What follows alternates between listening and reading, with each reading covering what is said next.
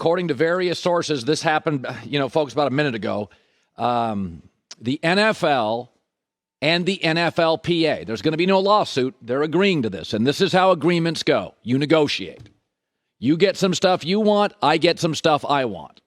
So when the 6-game suspension came out, Sue Robinson, right, the former judge, many people speculated. Many people were speculating before she rendered a 6-game suspension, Deshaun may get none. Go back and look. There were those in the legal profession that said she was looking at the evidence and where was the criminal behavior? Remember, there were no civil suits, right? So then it's 6 games.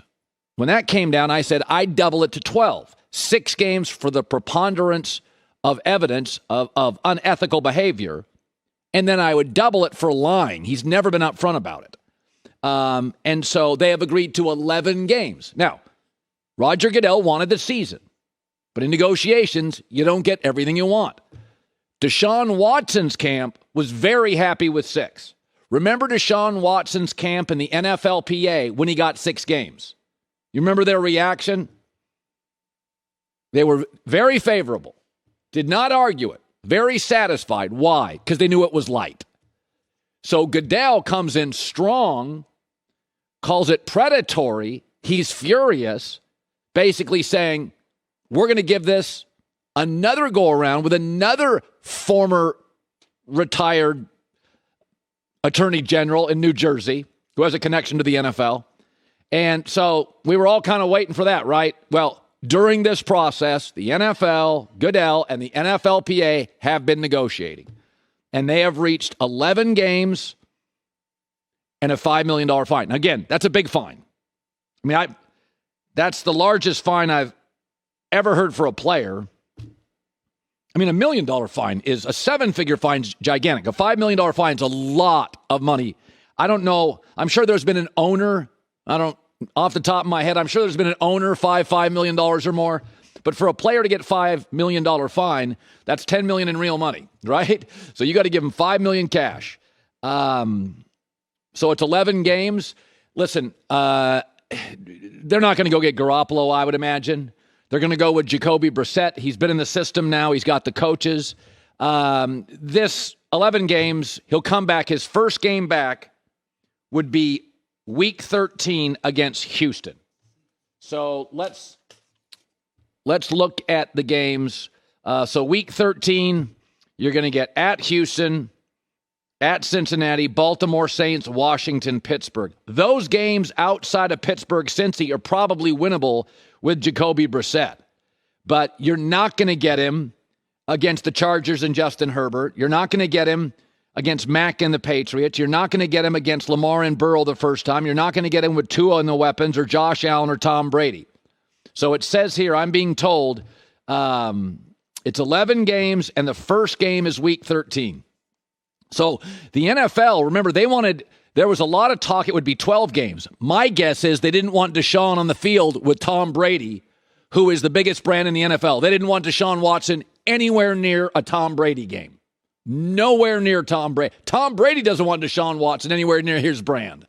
So the NFL, I think today, is satisfied with, go to Houston. There's your first game. But most of the great quarterbacks they face are in those first 10, 11, 12 weeks. Not going to have him with Brady. Not going to have him Josh Allen. Not going to have him the first time with Lamar and Burrow. Not going to have Justin Herbert. So certainly not going to have him Week 1 against Baker Mayfield.